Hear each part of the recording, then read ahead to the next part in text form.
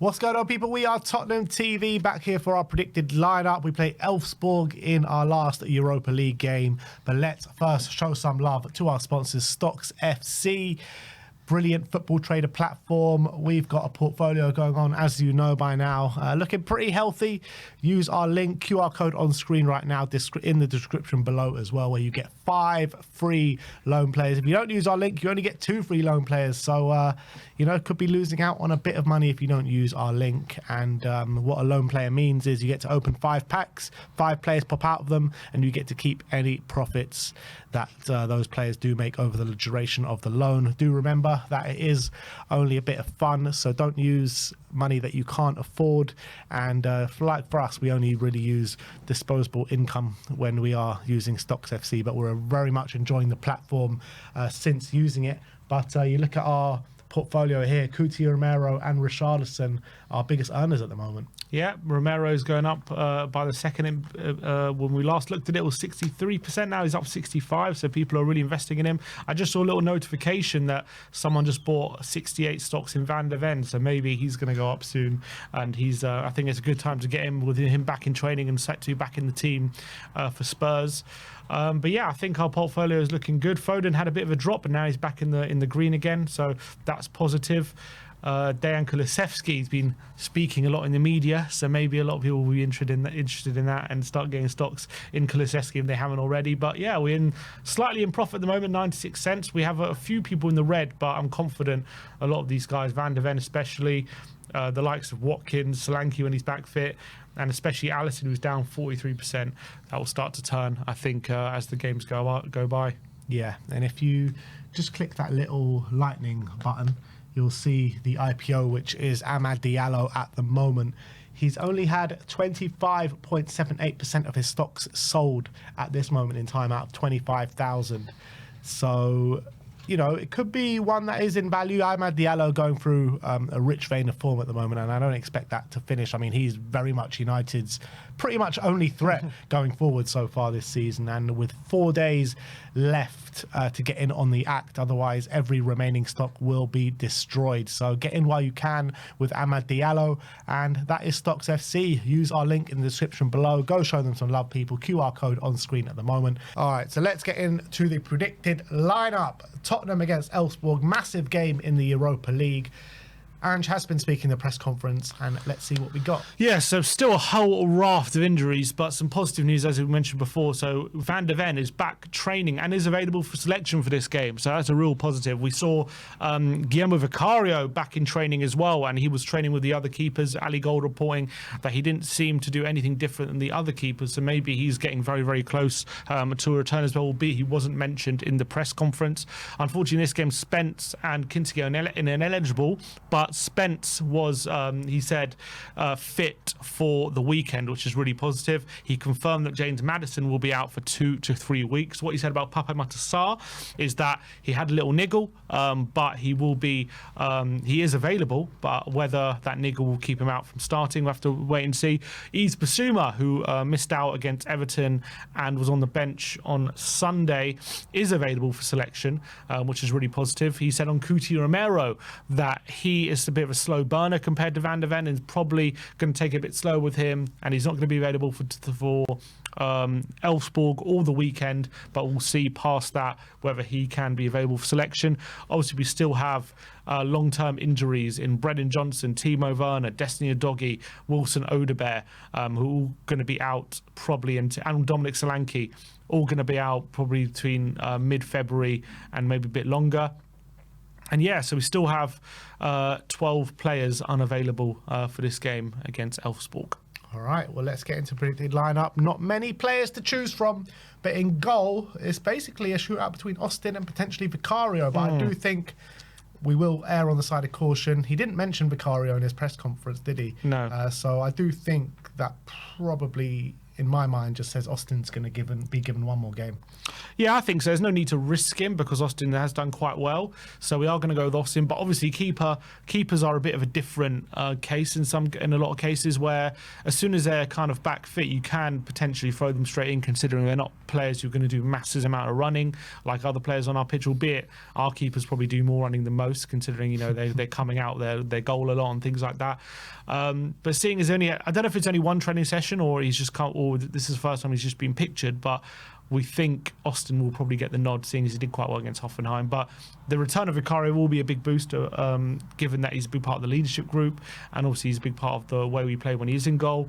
So, I mean, maybe I wouldn't be massively surprised if he's thrown straight in, but we're going to go with Austin. It'd be great to see him, nonetheless, even if he is thrown in. But I do suspect probably in line to start the Brentford game, Vicario. Because I do think he comes in and Kinski drops to the bench once Vicario is back. Right back, it's going to be Pedro Porro. Obviously been massively overplayed, but let's hope he can get through another 90 minutes. Yeah, with Spence and with Reguilon unavailable for selection due to ineligibility, means we kind of have to play him. I'm trying to think if there's any other way. The only other thing we could do is if Van de Ven is ready to start, you put Davis on the left, you put Gray on the right, and you start Van de Ven and Dragoshin. That's the only other thing to do. So I think we're probably not going to start Van de Ven. So we're going to have to start Porro then. One of the two. Well, either way, you're taking a risk in a way. Yeah, it's true. But, I do think we just desperately need Van de Ven to stay fit and healthy for that Carabao Cup semi-final. So I think err on the caution with Van de Ven and hopefully get Porro some rest or something in the league on the weekend somehow. I don't know how. Maybe with Spence playing at right back. So Porro comes in. In terms of the centre-backs, I do think it's going to be Dragoshin and Ben Davis once again. Yeah, he did confirm that Van de Ven... Ben Davis, it's the wrong one. He did confirm that Van de Ven will be getting some game time tomorrow. Didn't confirm whether from the start or not, but he said, the European game's a good time to give him some match minutes, and it'll be a real boost for everyone to see him back out on the pitch. So probably we're thinking as a substitute.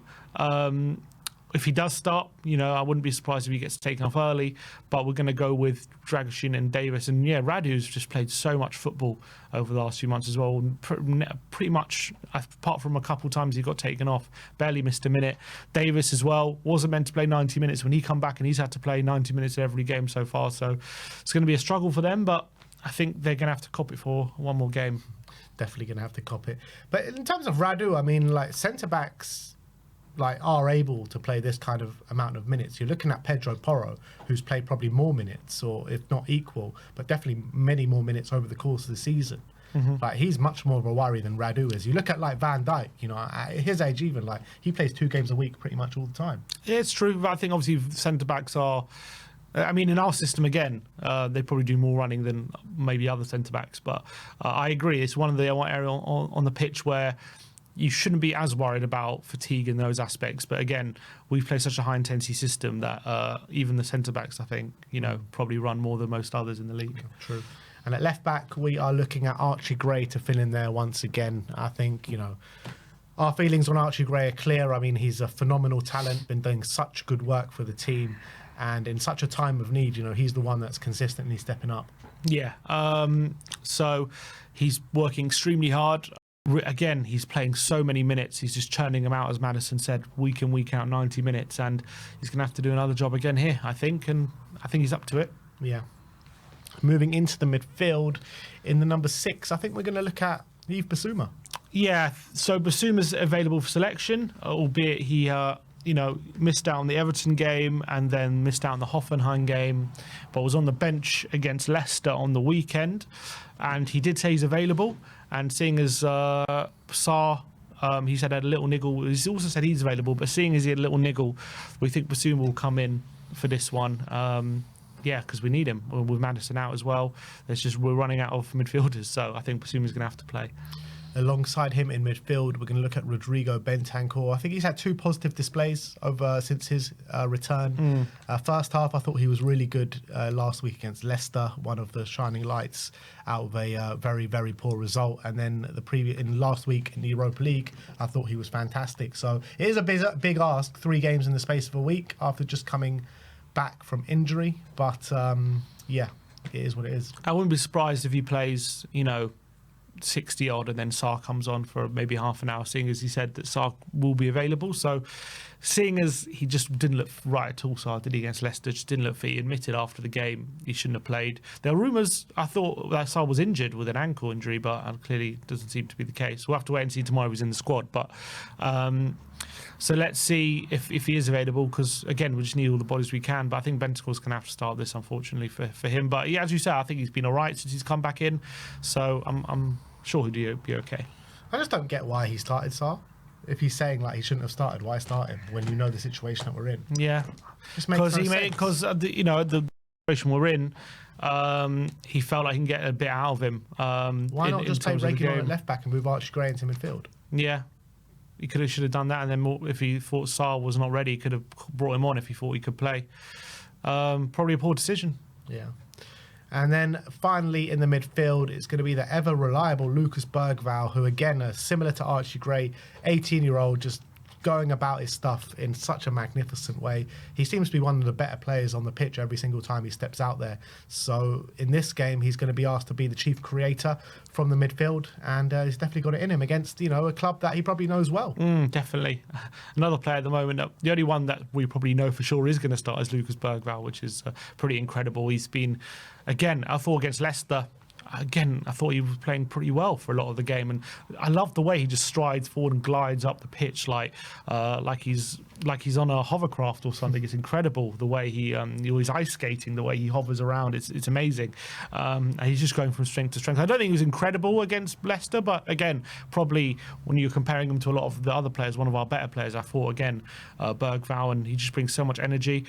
Hopefully soon will come a time where we can give him a rest, but with Maddison out now and Brennan also out till February, I guess he's going to have to play for the time being, because we just need that creativity in midfield. He's the only one that kind of brings it without them. Yeah, I felt like he was suffering a bit from fatigue on the weekend against Leicester. I think in the second half you could clearly see, he was weaning out the game, but don't get me wrong, fantastic talent, fantastic player, and he's giving his all for the team right now, that's for sure. In terms of the right wing, it'll be his compatriot in Dejan Kulusevski, who, he looks like it's clear that he's just running on empty at the moment. Nowhere near his physical best that we know he can be. And yeah, he talks about in the press conference a bit of the team needing help. I think he needs help more than anyone else. Yeah, I think a lot of these players need help, and him probably right at the top of the list. And he needs a break. He needs we need to send him on holiday or something. Let him just rest those legs. And but unfortunately, we just don't have the players to do it right now. And he's going to have to play. Hopefully, we get ourselves in a position in this game where he can be taken off and have some sort of rest ahead of the weekend. But knowing Tottenham it's going to be such a close game, he's probably going to have to play 90 minutes again. So let's hope he can just do a job. But yeah, it's going to be a struggle again for him, I feel. Especially as well, I think also doesn't go in, people don't take into account, again, he's playing right wing as well every game now. Whereas before, he was playing in his preferred position. I can't remember the last time he played in midfield. Yeah. It's been a while, and that's also probably taking something out of him as well. So it's all a bit of a shame, but let's hope we can get in some help before the end of the window. Yeah. On the left wing, we think a start for Mikey Moore is in order. He's come off the bench. He's done well in the last, two games. I think off the bench as well, 2 in a row. He's got an assist. Not in the last game. Not in the last game, but the 2 prior to that. So some good cameos for Mikey Moore, and he's starting to get back to those levels now, which we saw prior to his illness. Yeah, definitely. Obviously, the 2 options are: is it Moore on the left and Son up front, or is it Son on the left and Richarlison up front? Essentially, those are the options we have, or Lancashire even. But given that it's a game, quite an important game that we do kind of need to win, albeit a draw should be good enough, but obviously a win makes sure we're in that top 8, which is so crucial. So it really will help us set us up the last month of the season, a few months of the season. I think he's going to want to really win this game. So obviously, Richarlison went off on 55 minutes against Leicester. Said he was feeling his groin, but he was back in training today. So that implies he should be. He didn't mention he's not available. So if he's back in training, and thankfully it seems as though he did take him off before he could cause any sort of serious damage or injury. So that's a positive. But is he going to be super cautious? The fact that he played 45 minutes, obviously he did score, but he was, he couldn't run in that second half. And does he just need to be super careful with Richarlison, knowing his previous injury record? We're feeling he probably will. So we know Son on occasion. I know this season hasn't quite worked, but he has played this role before up front. So we think Mikey Moore up on the left and probably Son in the 9, and that's probably the direction he's going to go. I guess the only option would be Lancashire. I would start Lancashire. I would have no problem putting Lancashire in this game. You're talking about Elfsborg, and whatever you want to say about Elfsborg, them being a fairly good side or whatever they might be, but he got thrown into the deep end at Galatasaray, and I thought he did well. He's done well all pre-season for us, Lancashire. So in terms of a quality issue, I don't think it should be a quality issue. And when you're talking about players out on their feet at the moment, I keep saying it in pretty much every episode that we do, why not give, if we can, some of these players a bit of respite? And Sonny is definitely one of the players that needs it. So whole front three, Decky, Sonny, Richarlison, they all need a break. Exactly. So when you've got Lancashire there, why not put him in? And if it's not working, then you bring on some of these players. But from the start, I would definitely go with Lancashire. He's shown that he can do it at this level, so give him the chance. Yeah, I think he's been pretty good when we've seen him, to be honest. Obviously, he did get sent off in that Galatasaray game, but he did score, and I thought he was a bit of a handful for their defence. Obviously, we were a different moment in the group back then. We just went off the back of 3 wins on a row, so we could maybe, not saying afford to throw the game, but maybe afford to see a few new faces. Obviously, in this game, it's a bit different. We do need the result, so I think he will want to play probably one of Rishi or someone. Maybe even both, but we're thinking with Mikey Moore in the team, I don't think he's going to go with a front line of 2 teenagers, so I think Son will probably play. Yeah, I agree with you. I do think Son will play, but I just don't think he should. I think it should be Lancashire and then Sonny maybe for the last half an hour or 20 minutes if we really need to. But I mean, from a pure quality level, it should be good enough having Lancashire and Moore on the front three. You say that, as I said, they've beaten some good teams as Elfsborg in this competition, so you can't take it for granted. They have beaten some good teams, but I mean, like I said, as well though, Lancashire got the nod against a much better side in Galatasaray away from home. And yeah, he got sent off, but he was fairly good in the game. So it shows from a quality level, he's not out of place. I don't know for sure. I'm not saying he definitely isn't. I'd liked what I've seen from Lancashire, but would I back him to definitely score in this kind of game? We know Son obviously got a couple of goals against Hoffenheim, and I thought looked good against Leicester as well. Would I be more? Do I think Son's more likely to score than Lancashire? Yes. So on that base, I can understand if he prefers that, just to make sure we get the job done. Yeah, no, I don't doubt that Son is more likely to score than Lancashire, but I'm looking at the bigger picture as well, as opposed to just this game. It's not just about this game. I'm talking about we know players need respite, right? And just because Son is more likely to score in this certain game, it doesn't mean that Lancashire shouldn't play, because yes, the quality does drop if you take out Son and put Lancashire in, but Lancashire's quality isn't, what we're seeing Ange in terms of what we're seeing his selection and the minutes that he's given. He should be getting more minutes than he's getting, and we've seen him come in a Europa League game against a better side and do pretty well. So against an Elfsborg at home, there's no reason I think that we shouldn't put him in terms of the fatigue of the squad as well. But that is our predicted lineup. We're going for Brandon Austin in goal, Pedro Porro right back, Archie Gray left back, Radu Dragusin and Ben Davis in the centre back positions, Bissouma, Bentancur and Bergvall in the midfield, with Decky on the right, Moore on the left and Heung-min Son up top. Let me know your thoughts of the predicted lineup in the comment section below. Do you think we will go with Son up front, or do you think Ange will finally give Will Lancashire the nod? But apart from Son or Lancashire, pretty much the team picks itself, doesn't it? Yeah, I think so. That's the reality of the situation we're in. The only other option is, do we give Van de Ven a start and maybe take Porro out and put Gray at right back? That's the only other option really. In terms of midfield, we kind of have to play like that. Unless Sarr is fit enough to start, but I don't know if he is. Maybe it's Richarlison. We don't really have all options. Don't really seem great, to be honest. That's the reality at the moment. All right, well, that is the predicted lineup.